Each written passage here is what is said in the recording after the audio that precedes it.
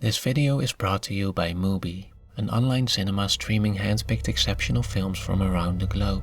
Get 1 month free at mubi.com/likestoriesofold.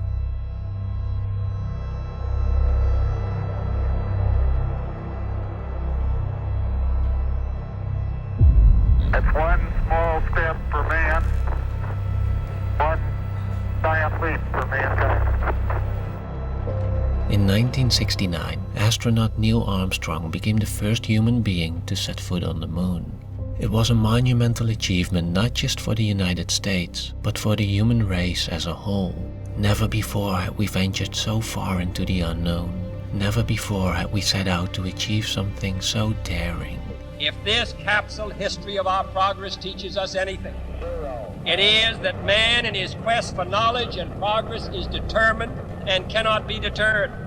Looking back on this great expedition into the darkness of outer space, it is tempting to romanticize it, to reflect nostalgically on the era where looking up to the stars fueled a sense of excitement and optimism, where heroic individuals worked together towards a single purpose. The exploration of space will go ahead, whether we join in it or not. And it is one of the great adventures of all time. And yet, to the disappointment of some viewers, Damien Chazelle's First Man presents a sobering look at this quintessential story of the 20th century. Instead of an all-American hero, we see a more humanized portrait of Neil Armstrong as a man who, while being a loving father and husband, was a mostly serious and private man struggling with the loss of his daughter. Well, you got a Swiss Army knife? Hold on a sec. What'd you say? Yeah, see if this will do the trick. A Swiss Army knife? Instead of confident, visionary technology, we see the trial and error, the rattling of nuts and bolts and spacecrafts that feel as if they could fall apart at any moment. Instead of unified idealism, we see a time of political turmoil in which NASA's ambitions are questioned and its efforts are repeatedly undermined by the Soviet Union.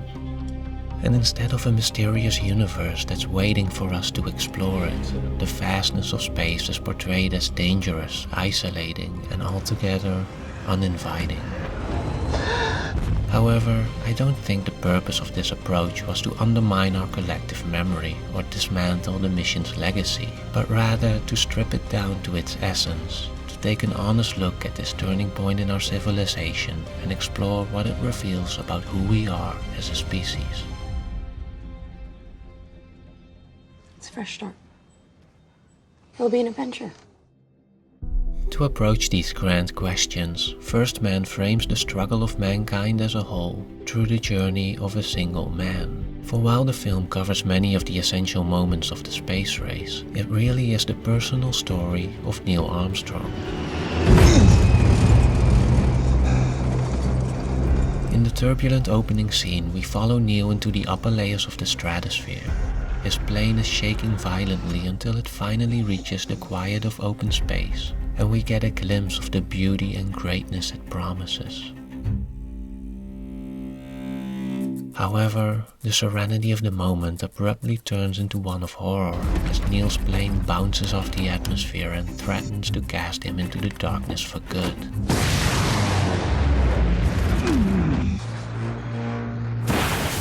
He barely manages to make his way back to Earth. But besides serving as an exhilarating opening sequence, this perilous first touch with outer space also sets up the main theme of the film as it makes us aware of the potential cost of going to the moon.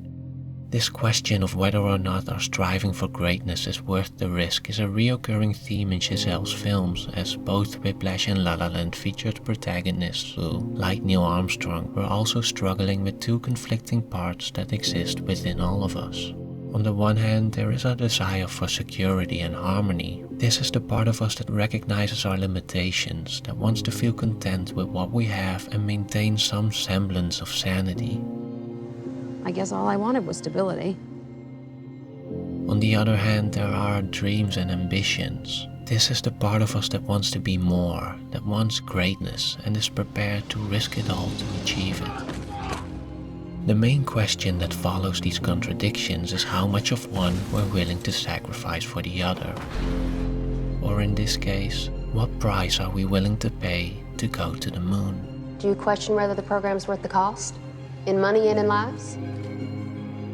Throughout First Man, the Apollo program is repeatedly questioned for a variety of reasons.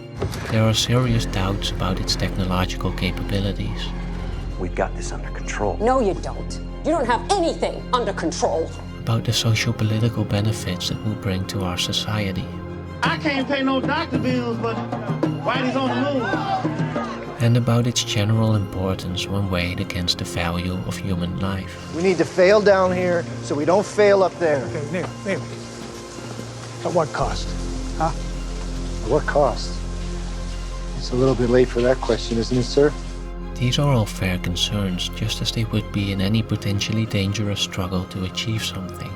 In fact, when the film reaches its historical moment, they even seem well justified.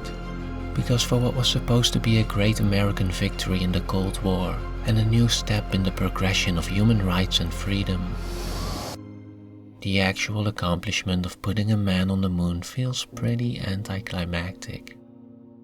We set sail on this new sea because there is new knowledge to be gained and new rights to be won, and they must be won and used for the progress of all people.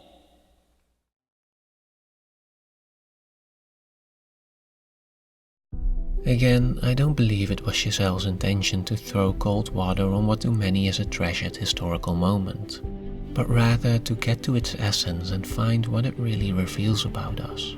Because clearly, despite all these reservations, the price of going to the moon was one we were willing to pay, and simply attributing it to stubbornness doesn't quite satisfy as an explanation for a collective effort of countless individuals spanning multiple years and costing billions of dollars. So what then was the real significance of this daring mission? What is the lesson that First Man wants us to take away from it? If we turn our attention back to the story of Neil Armstrong, the film suggests there was a deeply personal reason for his determination to go to the moon. As mentioned before, Neil was struggling with the loss of his daughter, and it isn't until he sets foot on the moon that he is able to acknowledge that grief and let go.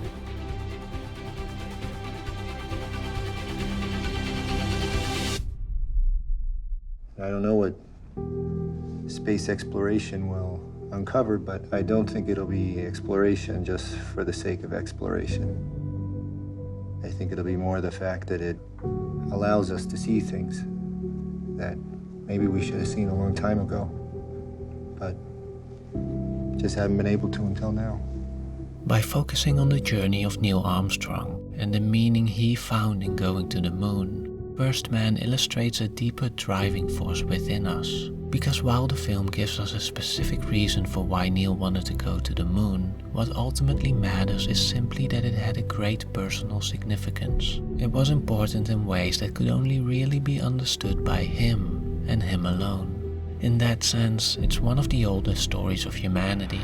Many years ago, the great British explorer George Mallory, who was to die on Mount Everest, was asked why did he want to climb it. He said because it is there. The point is that there is a part of us that's not concerned with merely surviving, but needs more to find fulfillment, that needs to climb the mountains, cross the oceans, and touch the stars. It's a longing that transcends rationality, practicality, and even our sense of self-preservation.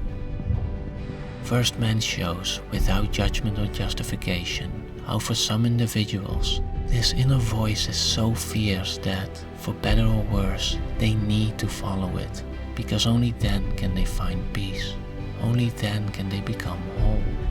It captures the intangible spirit that has come to define all the extraordinary human achievements of the past, and will undoubtedly define those that are still to come. For the fire that ignited Apollo is still burning, continuing to drive our folly, our greatness. Compelled by those vast stretches of the unknown, the unanswered, and the unfinished that are still out there, calling out to us. We choose to go to the moon. We choose to go to the moon in this decade and do the other thing. Not because they are easy, but because they are hard. Because that goal will serve to organize and measure the best of our energies and skills, because that challenge is one that we're willing to accept, one we are unwilling to postpone, and one we intend to win.